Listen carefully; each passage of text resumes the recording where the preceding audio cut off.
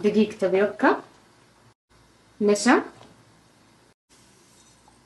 ملح، أصب الموية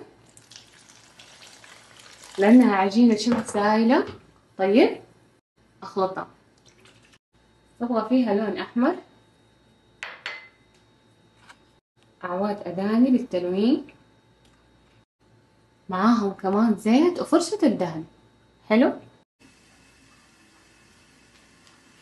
هذا غطا الشوفان دهنته بالزيت، شوفوا كيف دايب كأنه حلة. طيب هنا أحط في كل قالب.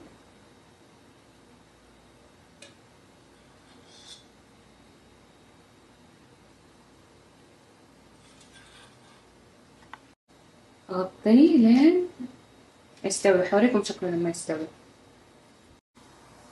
5 دقايق وصار شفاف كذا جاهز. يلا على شبكة تجفيف. خرجتهم، ايش اسوي؟ الون الطرف زي ما انتم شايفين باللون الاحمر. هذا المنقوش، هذه علامة فارقة مميزة وكل شيء. اخله زي ما هو كذا وعلى المجفف. اذا شفتوا النشا تتجمع تحت مو مشكلة، حلوه تاني. طيب دحين اذا نبغى نلون المنفوش كيف نسوي؟ ناخذ شوية صحن،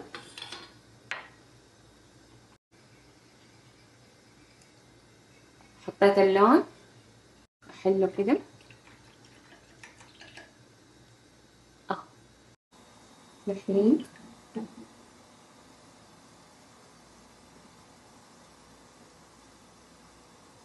صبها في القوالب.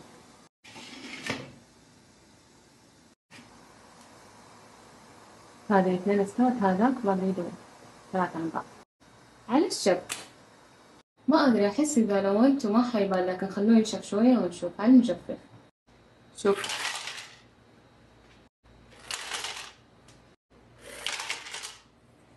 واو، لازم نخليه ساعة قبل القلي. نجرب المنقوش نسوي كذا، لازم اذا جينا نقلي المنقوش نسوي بالحركة.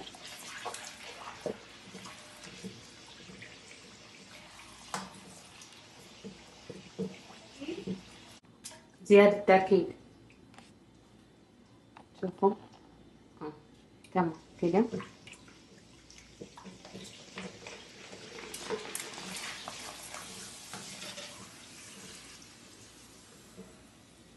تمام هذا ملون.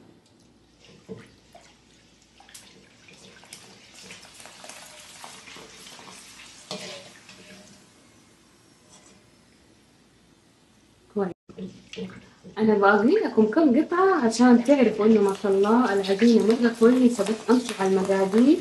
يعني انا اعرف هذه الوصفات كيف مهمة للناس اللي عندهم اسر منتجة او العوائل اللي يحبوا انهم يشكلوا في التسالي.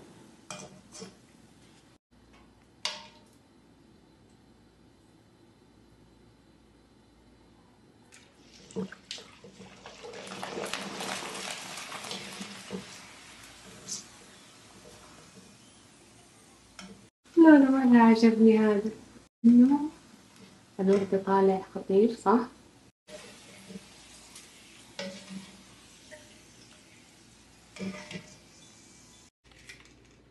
اسمع، ايش باقي؟ ايش رايكم؟ قرمشة خطيرة ما شاء الله، كبر معانا وتنفش، يعني وصفة مضمونة. فايه اتمنى تستفيدوا منها. وترى ممكن تضيفوا له نكهات، ممكن ترشوا عليه بودرة الكاتشب او بودرة الجبنة حسب الرغبة، المهم تستمتعوا. فايه خلصنا.